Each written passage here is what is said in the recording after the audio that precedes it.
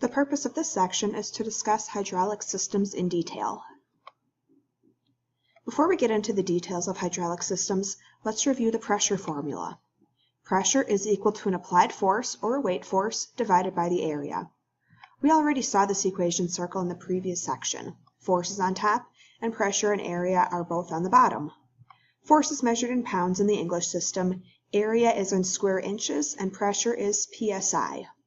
In the metric system, force is measured in newtons, area is measured in square meters, and pressure is measured in newtons per square meter or pascals.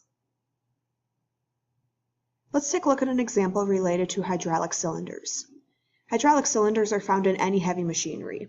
As an example, an excavator uses hydraulic cylinders to move the boom, arm, and bucket. Any implement also uses hydraulic cylinders to actuate any type of linear movement. Even your power steering system on your car or a log splitter uses hydraulic cylinders. In this example, we have a hydraulic cylinder with a piston with an area of 12.56 square inches. If the pressure inside the cylinder is 400 psi, how much extending force does the cylinder have?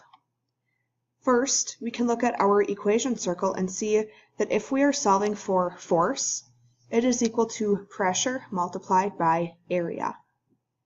The pressure is 400 pounds per square inch, and the area is already given to us in square inches and is 12.56.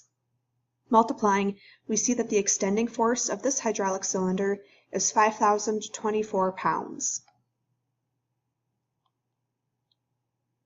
Let's take a look at one more example. A hydraulic cylinder used to lift a snowplow must extend with a force of 1,200 pounds to lift the plow.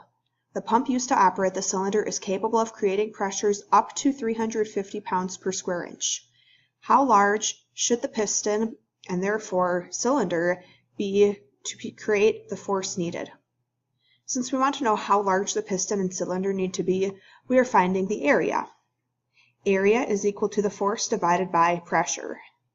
The force is 1,200 pounds and the pressure is 350 psi. Dividing, this gives us an area of 3.43 square inches.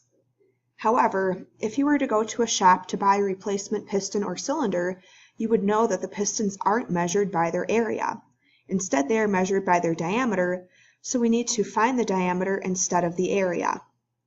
This can be found by taking the equation for the area of a circle and rearranging it to solve for diameter. Diameter is equal to the square root of 4 times the area divided by pi. When we take the square root of 4 times 3.43 inches squared divided by pi, we end up with a diameter of 2.09 inches. In the next video, we will look specifically at braking systems.